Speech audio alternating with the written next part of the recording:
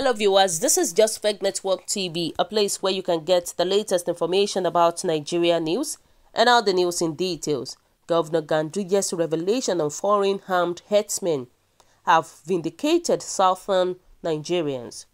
The executive governor of Kano State, Usman Ganduje, yesterday made a startling revelation on the activities of armed herdsmen in the country. While Nigeria has been battling with the menace of herdsmen killing, there have been confusion as the identities of these murderers. Fingers have been pointed at LÁT10Ñ, which in turn have called the killer imposters. Meanwhile, some lucky victims have come out to confirm that indeed their captors spoke the Fulani language. This revelation from the governor has further confirmed that indeed these criminals are of the Fulani stock, although from outside the country.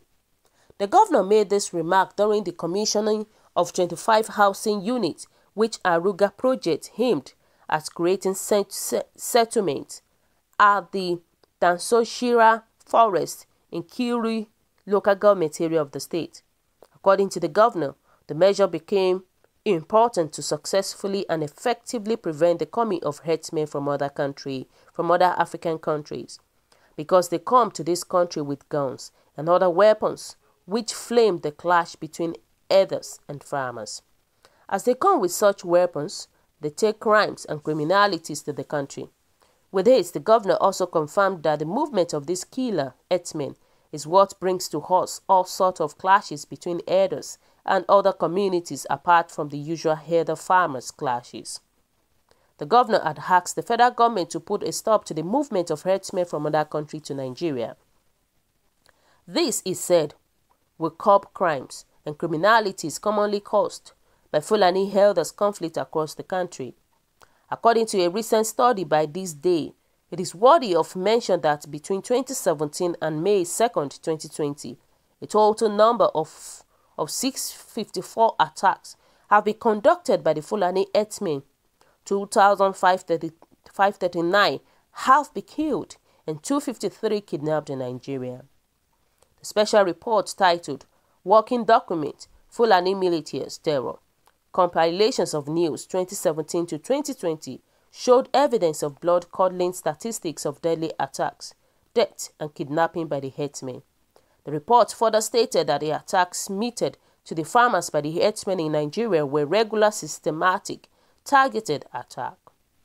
The author of the report, Joseph Lewis Bazan, a sole researcher and analyst, said Nigerians are suffering widespread and systematic terrorist attack by mainly Boko Haram, the aligned Islamic State West African Province, ISWAP, Fulani militias, and Ansaru.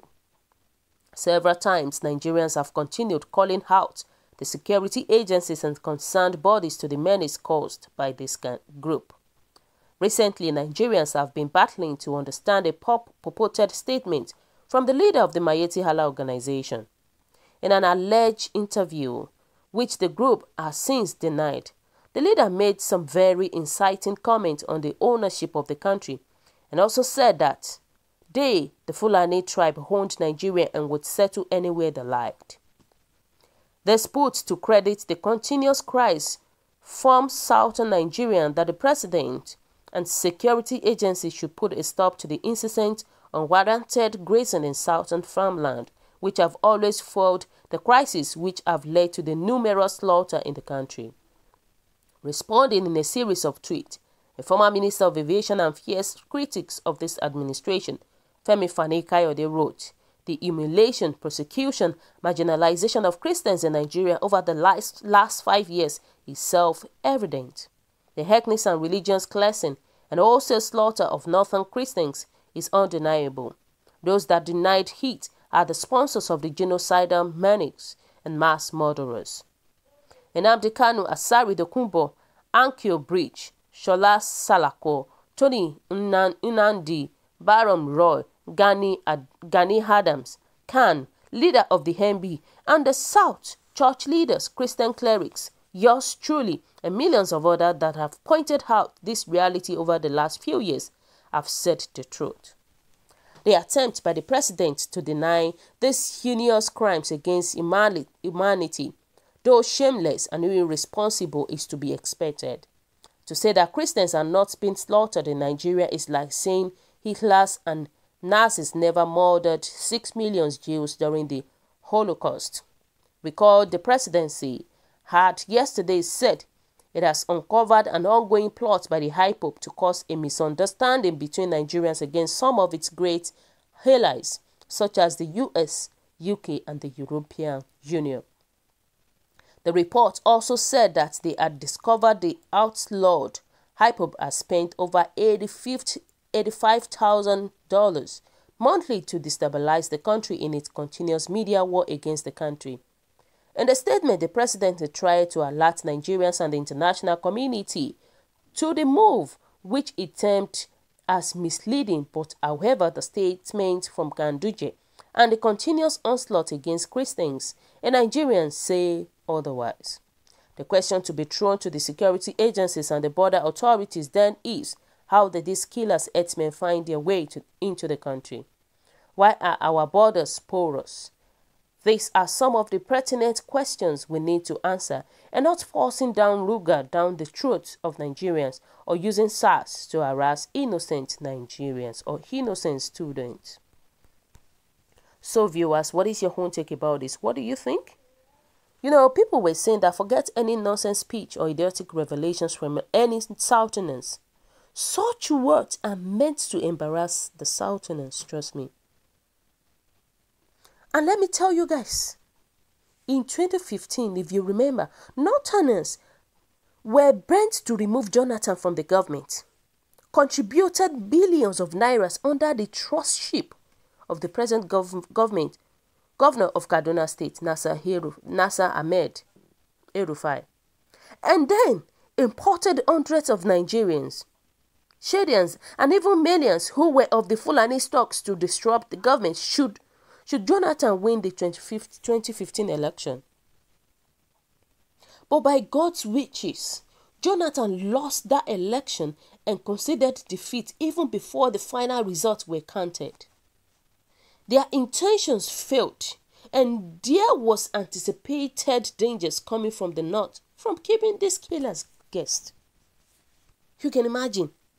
So when General Buhari assumed office, there was need to send these killers herdsmen back to their respective locations. And so, the same El-Rufai was given 100 billion, which was raised by the CBN governor as the only conditions to retain his job, to settle these killer visitors. And above all, El-Rufai claimed to have paid these killers visitors in one of his speeches. However, the killer visitors refused to go back. So the issue is never a secret to any Northerners that matters. It is never a secret at all. It is an open one. Recently now, the same General Buhari, who was deeply involved in the first deal, ordered Nigerian immigration to give visa-free to any Fulani in West African state that is willing to come to Nigeria. So what does that mean? President Muhammadu Buhari is using his hand to destroy his country by himself. And the process is already ongoing. So who are we now deceiving? Who is Gandolas trying to deceive? But trust me, this APC government has killed and buried Nigeria completely. They have destroyed a lot of things. Let us just be sincere to ourselves. It takes the grace of God for Nigerians to come back to their real self. So the only way is for Southerners to take their destinies in their hands, because the government is not ready and will never be ready for any peaceful negotiation, trust me.